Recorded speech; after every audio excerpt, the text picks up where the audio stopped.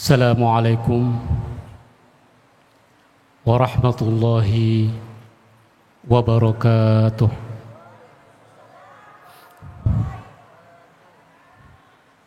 Alhamdulillah, alhamdulillahilladzi ja'ala ramadhana syahra siyam, syahral mubarak, unzila fihi al-Qur'an hudan linnasi wa bayyinatin minal huda wal furqan. Asyhadu an la ilaha illallah wahdahu la syarikalah. Allahumma salli wa sallim ala habibina wa syafi'ina wa maulana Muhammadin wa ala alihi wa ashabihi at-tayyibin at-tahirin.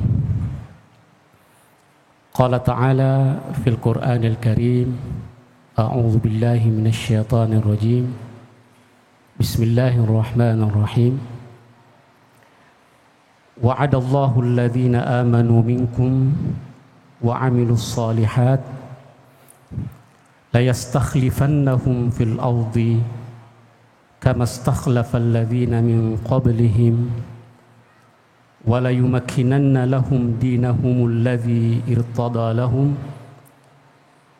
wa la yubaddilannahum min ba'di khawfihim amna ya'budunani la yushrikuna bi syai'a wa man kafara ba'da dzalika faulaika humul fasiqun. Jamaah salat tarawih malam ke-11 Masjid Istiqlal yang sama-sama dimuliakan oleh Allah Subhanahu wa taala. Seorang ulama besar dari Maroko yang bernama Ibnu Khaldun mendefinisikan apa yang disebut dengan budaya dan peradaban. Jadi Ibnu Khaldun itu adalah salah seorang ulama yang pertama kali mendefinisikan antara peradaban. Beliau dikenal sebagai sosiolog, bapak sosiolog, dan melakukan penelitian yang luar biasa tentang peradaban umat manusia. Budaya yang kita kenal dalam bahasa Inggris sebagai culture didefinisikan oleh Ibnu Khaldun, kullu ma antajahul insanu, kullu ma hasala alaihi insanu fahuwa thaqafah. Ada yang disebut dengan thaqafah. Jadi semua yang dilahirkan oleh manusia itu disebut dengan sebagai thaqafah. Jadi perilaku, kebiasaan yang dilahirkan oleh manusia disebut sebagai budaya. Makanya kita di Indonesia di bulan Ramadan ini memiliki budaya. Walaupun ajaran kita sama, kalau kita bertanya puasa kita beda nggak dengan di Arab? Salat tarawih kita beda nggak? Tidak beda, sama saja puasa kita. Puasa kita sama mulai dari terbitnya matahari minal khaitil aswadi abyadil al khaitil aswad sampai terbenamnya matahari itu sama semuanya. Salat Isya kita tadi sama nggak dengan di Timur Tengah di Arab? Sama. Tetapi ada kebiasaan-kebiasaan, ada budaya-budaya yang kita miliki di Indonesia, khususnya di bulan Ramadan ini, itu tidak ada di Timur Tengah. Nah, jadi pelengkap dari ajaran itu atau perilaku yang dilahirkan oleh orang Indonesia dalam rangka melaksanakan ajaran ibadah itu, itulah disebut dengan budaya. Makanya ada ajaran agama, ada budaya. Kalau di Timur Tengah, ibu-ibu ada nggak yang pakai mukena? Nggak ada yang pakai mukena.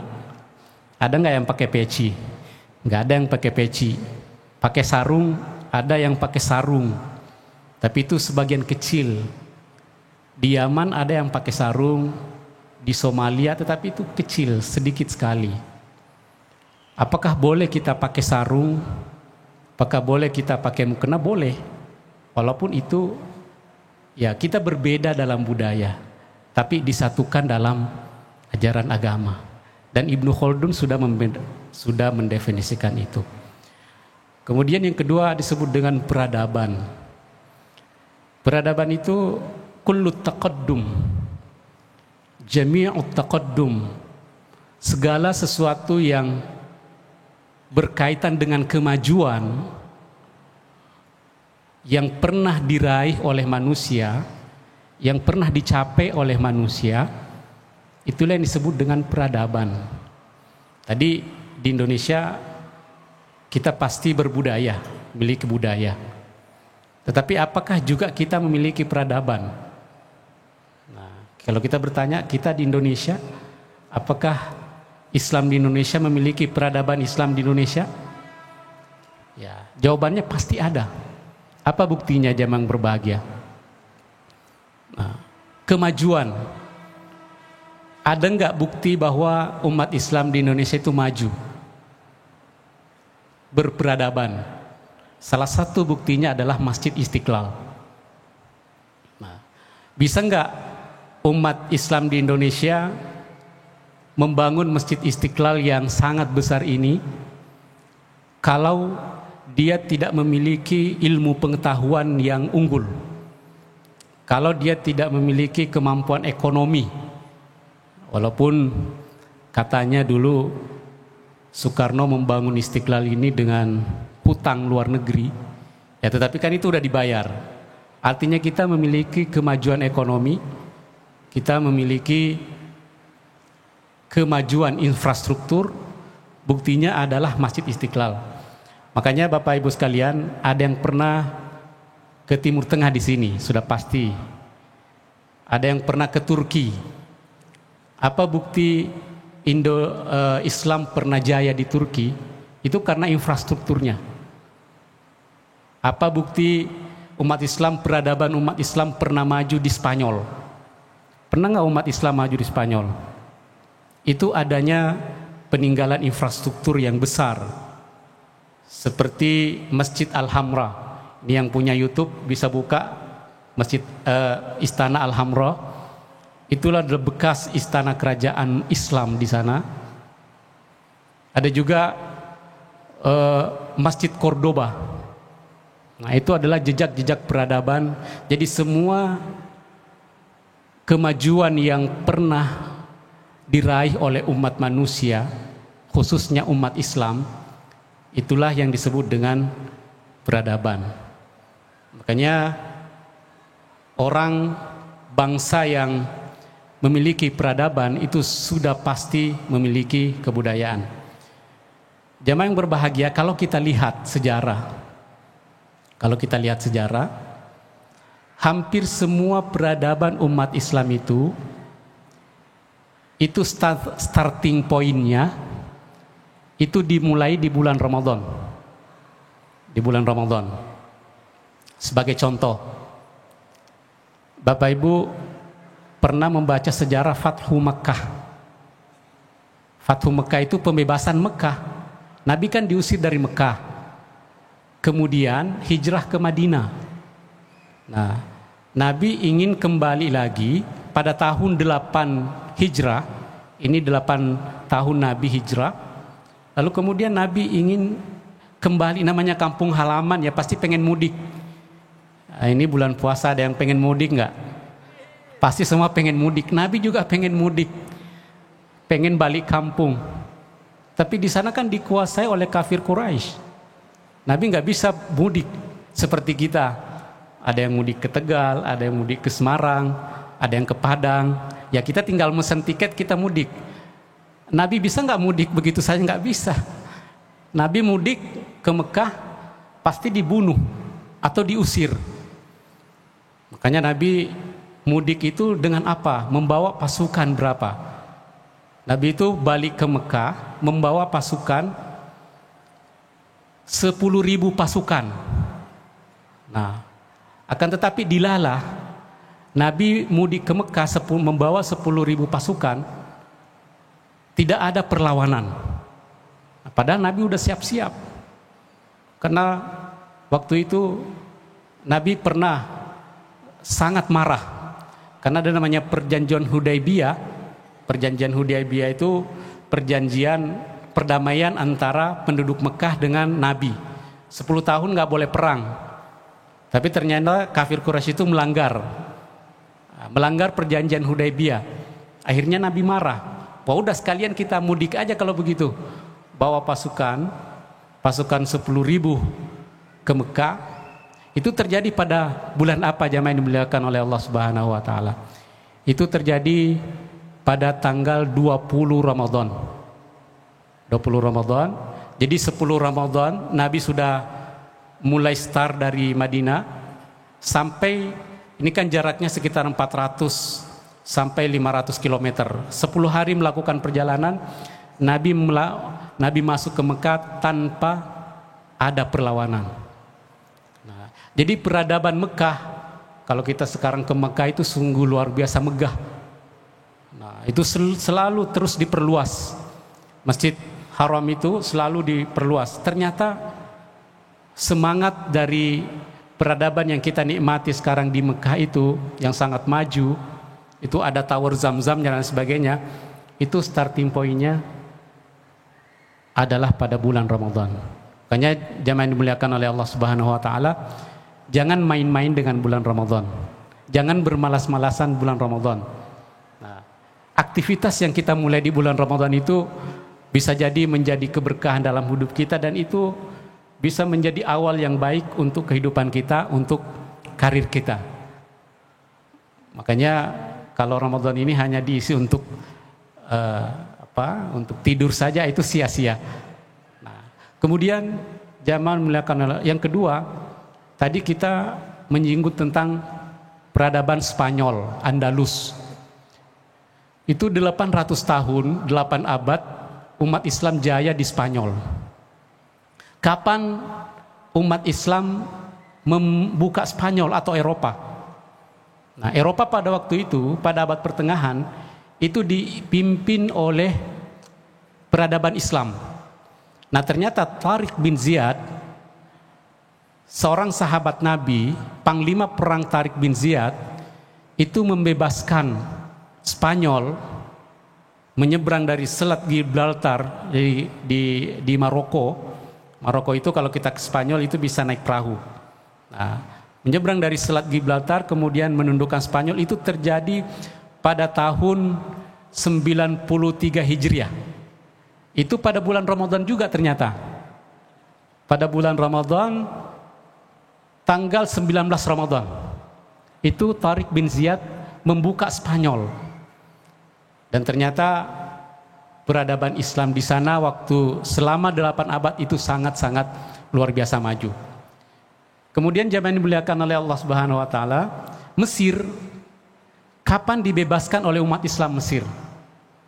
Nah, Mesir itu dibebaskan oleh umat Islam oleh Amr bin As, juga seorang panglima perang, itu sahabat Nabi Amr bin As.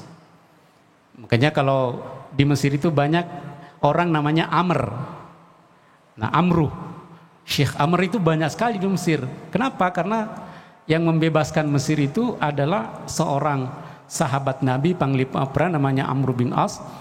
Dia juga yang membebaskan Syam, Yordania, dan beberapa Suriah dan Mesir. Dan ternyata Mesir itu dibebaskan oleh umat Islam itu juga terjadi pada bulan Ramadan. Nah, pada bulan Ramadan. Dan kita lihat, jadi Mesir itu sekarang menjadi apa? Menjadi benteng pertahanan Ahlus Sunnah wal Jamaah. Benteng pertahanan ulama-ulama besar dunia. Itu adanya di Mesir. Dan ternyata ini juga karena keberkahan Ramadan. Nah, itulah etos kerja keras para ulama-ulama kita, para sahabat Nabi di bulan Ramadan. Kemudian di bangsa kita, di negara kita, kita memulai peradaban bangsa Indonesia ini itu kapan? pada saat Indonesia merdeka. Indonesia merdeka bulan Agustus, tanggal 17 Agustus. Itu juga ternyata pada bulan Ramadan. Jadi jemaah dimuliakan oleh Allah Subhanahu wa taala, kerja keras yang sesungguhnya, perjuangan yang sesungguhnya yang bisa melahirkan peradaban besar.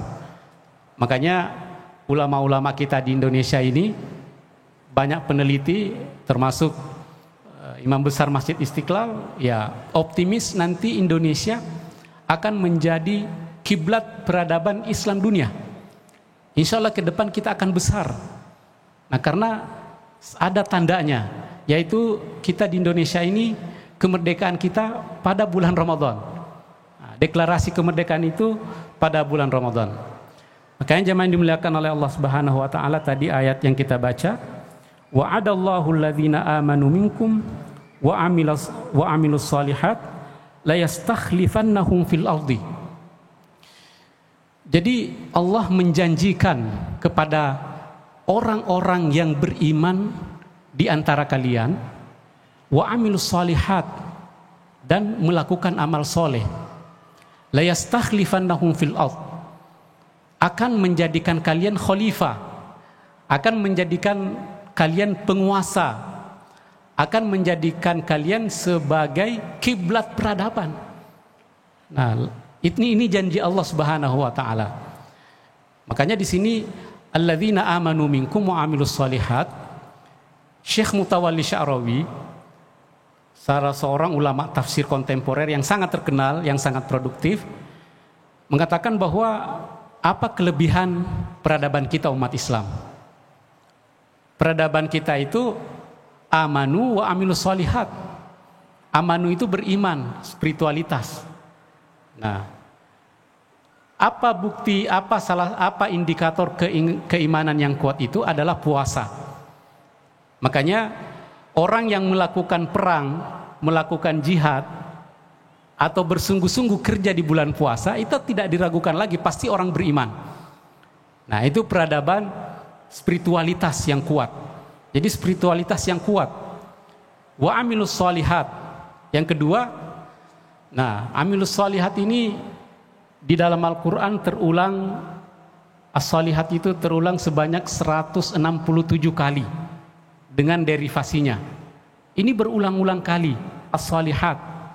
Nah, as-shalihat itu menurut pandangan ulama kita itu adalah memiliki makna yang luas. Mungkin Bapak Ibu kalau anaknya lahir atau melihat anak kecil pasti mengatakan semoga menjadi anak soleh. Nah, pasti yang diinginkan anak kita menjadi soleh. Itu kan bahasa yang sangat umum.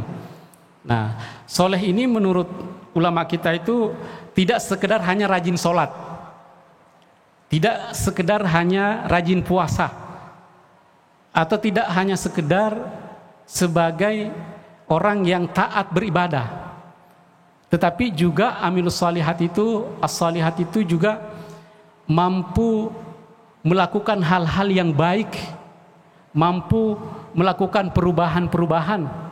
Nah, mampu melakukan kontribusi dalam kehidupan, itulah as-shalihat. Makanya pembaharu, ini kan kalau di dunia ini banyak sekali pembaharu, banyak sekali pahlawan. Pahlawan, pembaharu, itu bahasa Arabnya apa? Bahasa Arabnya muslih. Nah, wa amilus shalihat. Oleh karena itu jemaah yang dimuliakan oleh Allah Subhanahu wa taala, nah di situ Syekh Mutawalli Sya'rawi menafsirkan amilus shalihat itu yang pertama adalah memiliki etos kerja. Nah, memiliki etos kerja.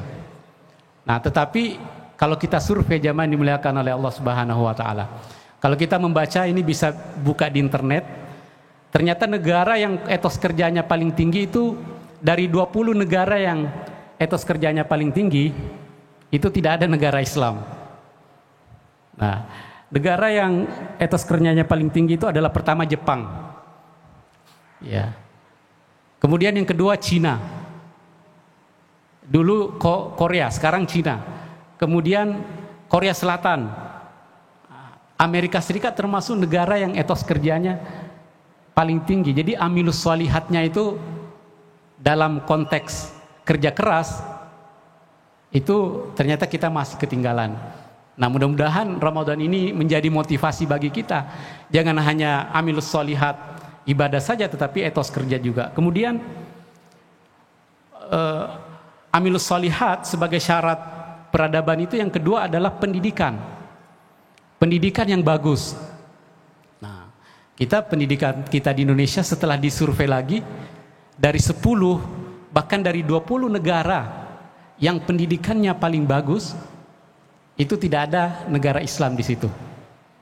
Nah, ini negara yang paling bagus pendidikannya ya sekarang ini adalah Korea Selatan.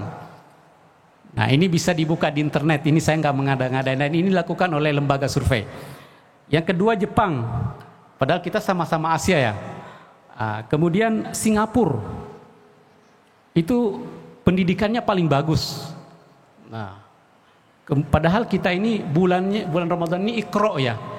Tetapi mereka jauh lebih bagus pendidikannya. Kemudian ada Belanda, bahkan termasuk Israel, itu pendidikannya sangat bagus. Amerika itu pendidikannya sangat bagus. Nah, tetapi ya mungkin kita harus merubah paradigma, membangun sebuah paradigma baru, bahwa amal soleh itu, amilus solehat itu bukan hanya sekedar ibadah saja, tetapi juga harus etos kerja dan harus kualitas pendidikan. Kita di Indonesia ini pendidikan kita jago juga, jago merubah kurikulum. Sebelumnya kurikulum merdeka. Kurikulum merdeka itu selama berapa tahun tuh kurikulum merdeka? 5 tahun. Sekarang beda lagi kurikulumnya. Ganti menteri, ganti nama kurikulum. Nah, tapi nggak bisa bersaing dengan negara-negara besar. Sekarang kurikulumnya deep learning namanya. Kurikulumnya deep learning. Ujian masuk sekolah itu beda lagi sekarang. Sebelumnya PPDB. Sekarang, nah itu jadi yang dimuliakan oleh Allah Subhanahu Wa Taala. Kemudian yang terakhir inovasi. Kita juga inovasi jauh. Itulah jamaah yang dimuliakan oleh Allah Subhanahu Wa Taala. Mudah-mudahan momentum Ramadan ini kita mampu merubah paradigma kita menjadi negara yang memimpin peradaban, tapi tentunya tadi dengan ajaran Al-Quran itu kita membangun etos kerja, kita membangun pendidikan, dan kita membangun kita membangun pendidikan dan kita membangun inovasi. Mudah-mudahan ada manfaatnya. Allahumma fiqh ila aqwamit thoriq. Assalamualaikum warahmatullahi wabarakatuh.